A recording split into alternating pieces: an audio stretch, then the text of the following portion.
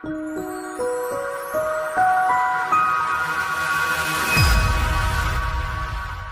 कर सकते हो तो करो, और चलना है तो चलो मेरे साथ बनारस की जेल में। मैं आपको एक ऐसे आदमी से मिलवाता हूं जो स्विट्जरलैंड का रहने वाला है, जो आज से 8 साल पहले नेपाल के बॉर्डर पर, गौर कीजिए, उसकी गाड़ी क्रॉस कर रही थी, वो नेपाल में घूमते हुए इंडिया में आ रहा था, उसके पास इंडिया का भी वीजा था। चूंकि वो अपनी जबान से वाकिफ नहीं था, हिंदुस्तानी जबान नहीं जानता था, और उस गाड़ी के अंदर 10 किलो चर्स रखा हुआ था।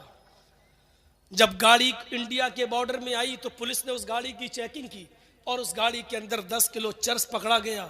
चूंकि ये जबान से वाकिफ नहीं था, हिंदी जानता नहीं था, इसलिए सारे मुसाफिरों ने इसी का नाम लगा दिया और उसको पकड़कर महाराजगंज की जेल में ले जाया गया। उसको बंद कर दिया गया, अंडर कस्टडी ट्रायल चला और उसको 10 साल की सजा सुना दी गई। 4 साल वो महाराजगंज की जेल में रहा, उसके बाद वहां से ट्रांसफर करके बनारस की सेंट्रल जेल में भेज दिया गया। इत्तेफाक देखिए, अल्लाह को शायद ऐसे लोगों से मुझे मिलवाना था। नमाज की ड्यूटी जेलर ने हमको दे दी कि आप पढ़ाइए, उसमें भी फितना और फसाद चला। कुछ ऊंची टोपी वाले कहने लगे हम इनके पीछे नमाज नहीं पढ़ेंगे। जेलर ने कहा हम तुम्हारा मौलवी कहां से लेके आए, जो है वही पढ़ाएगा, पढ़ना हो पढ़ो, नहीं तो अपने कमरे में पढ़ो। बहुत कुछ होता है, बहरहाल वो सारी बातें यहाँ बताने की जरूरत नहीं।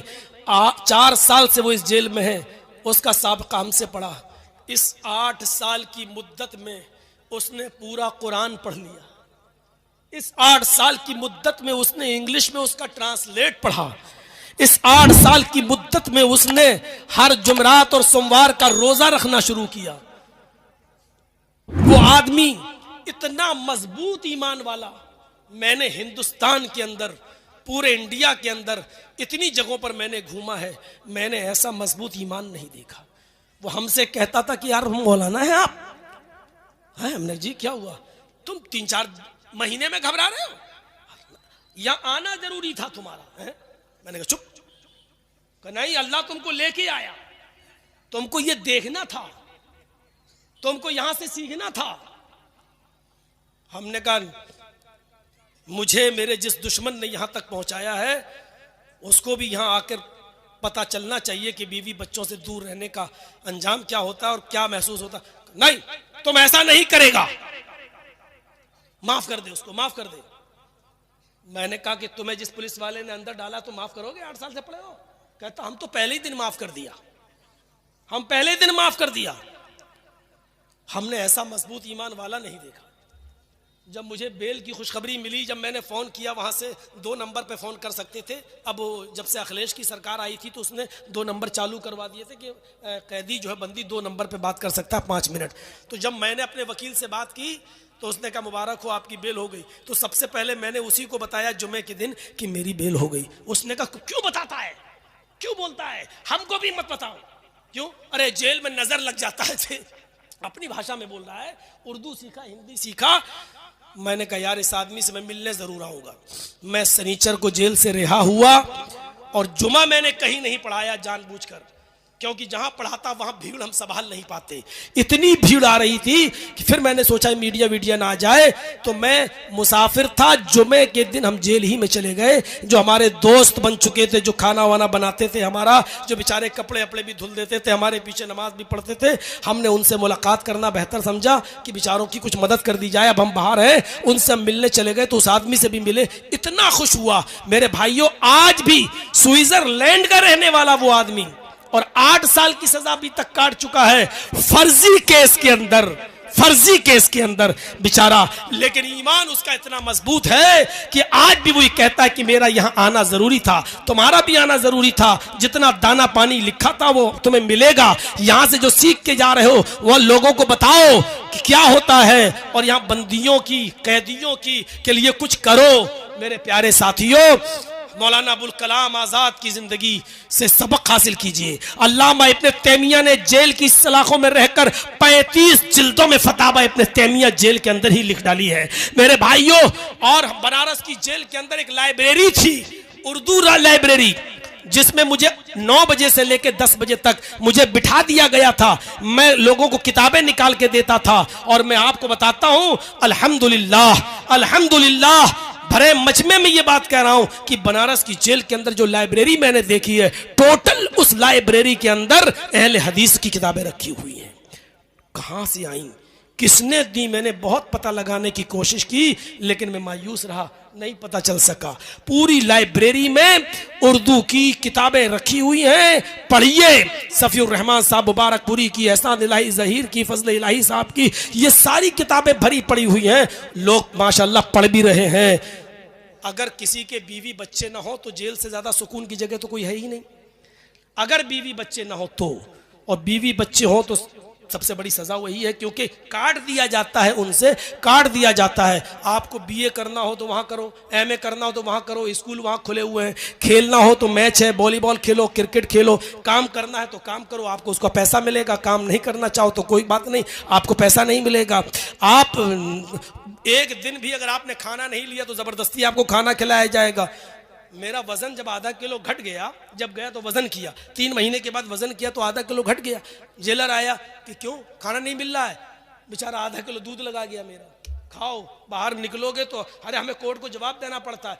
अब बताइए कि इसको कौन समझेगा, कोई इसको जेल समझेगा? लेकिन हाँ, घर वालों से काट दिया जाए, ये सबसे बड़ी सजा है। आप लोगों की दुआओं ने मुझे बाहर निकाला है, मुझे अपने अहल वयाल से मिलवाया है, और लोगों ने खाने काबा में भी हमारे लिए दुआएं की हैं। हमें उन सब का शुक्रगुजार हूँ, अपनी जमयत का, जमात का। बड़े बड़े लोग मुझसे मिलने आए, जमियत उलमा के लोग हमसे मिलने आए। डॉक्टर नोहरा शेख जो हैदराबाद की हैं, उन्होंने 3 वकील अपने सुप्रीम कोर्ट के हमारे पास भेजा और कहा कि सिर्फ दस्तखत कर दीजिए, 1 लाख से लेकर 50 लाख तक का खर्चा मैं आपका उठाऊंगी, कुछ नहीं। लेकिन मैंने सोचा इतना बड़ा मामला नहीं है मेरा, मैंने कहा नहीं, फिर देखा जाएगा जब जरूरत पड़ेगी। अल्लाह रब्बुल आलमीन से मैं दुआ करता हूँ इन तमाम लोगों का जो लोग हमारे साथ, हमारे दुख दर्द में साथ रहे, हमसे मिलने आए, उन्होंने हमारे हौसले बढ़ाए। हमारी गैर मौजूदगी में हमारे वालिदैन को जो बुढ़ापे की दहलीज पर है, और जब मैंने उनको जेल के अंदर हमसे मिलने के लिए आए और उनके लड़खड़ाते हुए पैरों को जब मैंने देखा तो उस वक्त पहली मर्तबा मैं रोया और यही दुआ करता था कि अल्लाह मुझे ऐसा दिन न दिखाना कि मेरे बाप को उधर कुछ हो जाए और मैं जेल की सलाखों में रहूं। मुझे सबसे ज्यादा टेंशन मेरे वालिद मोहतरम की थी, जो 75 साल की उम्र में लड़खड़ाते हुए पैर से 2 लोगों के सहारे के जरिए आए। मेरी जबान से उस वक्त थोड़ी देर के लिए बद्दुआ निकली उस दुश्मन के लिए जिसको आपकी सरजमीन ने भी हीरो बनाया है, जिसको अपनी गाड़ियों पे बिठा बिठा कर जिससे जलसे करवाए गए हैं, मैं नाम नहीं लूंगा, आपकी सरजमीन पर भी उसको हीरो बनाने की कोशिश की है। वही जमीयत का गद्दार है, वही जमात का दुश्मन है, और वही जमात अहले हदीस का सबसे बड़ा दुश्मन है, जो आज मेरे भाइयों अपनी जमीन और अपनी जायदादें बेचने तक में मजबूर हो गया है। लेकिन उसने ही मीडिया को बहकाकर और मीडिया को उछालकर, मेरी कटिंग दे देकर और मेरी वीडियोस दे देकर उसने उछलवाया और मुझे इस दहलीज तक पहुंचाया। पहली मर्तबा मेरी जबान से उसके लिए बद्दुआ जुमला निकला था। मेरे भाइयों, ये जायज था या नाजायज ये मैं तन्हाई में सोचूंगा, लेकिन मेरे भाइयों, हमने अपने बूढ़े माँ बाप के उन कदमों को लड़खड़ाते हुए देखा तो बड़े से बड़ा गुर्दा वाला आदमी भी मेरे भाइयों इंसान था, मैं इंसान था, मेरी जबान से भी वो जुमले निकले। या शरफ बेचारा, ये जो आपका यूट्यूब चैनल वाला, हर 15-20 दिन के बाद मेरे पास आता रहा, मेरे बीवी बच्चों से खैर खबर लेता रहा।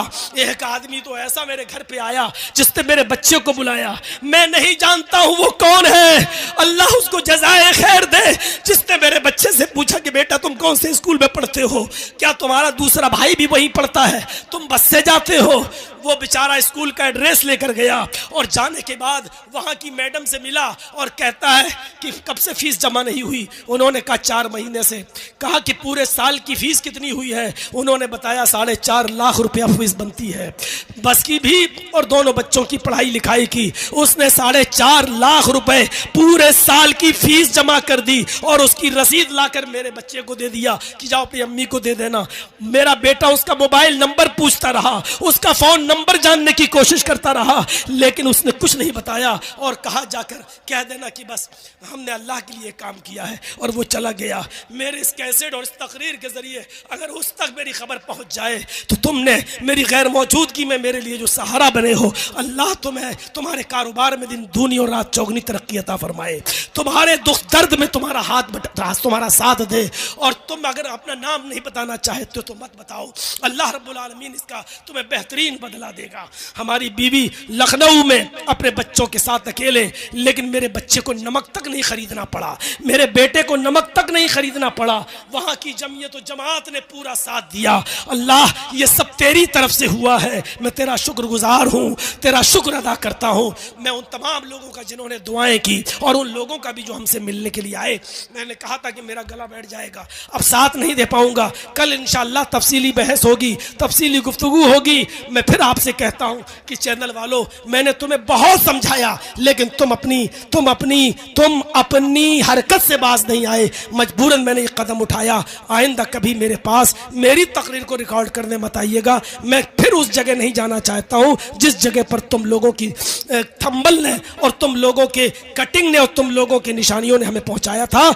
मैं मौजरत के साथ कहता हूं कि जो लोग भी मुझसे प्रोग्राम अपने यहाँ कराएंगे वो चैनल वालों को रोकेंगे, वरना मैं उनको प्रोग्राम नहीं दे पाऊंगा। बड़ी मौजरत के साथ अल्लाह से मैं दुआ करता हूं कि बार इलाह हमारी खताओं को माफ़ फरमा दे, ईमान हमारे अंदर पैदा फरमा दे, और जो सरबुलंदी और इज्जत का तूने वादा किया था बार इलाह, वो तू हमें अता फरमा। और जब तक तू हमें जिंदा रख, इस्लाम पर जिंदा रखना, जब खात्मा हो तो ईमान पर हमारा खात्मा फरमाना। वमा अलैना इल्लल बलागुल मुबीन व आखिरु दावाना अनिल हम्दुलिल्लाहि रब्बिल आलमीन।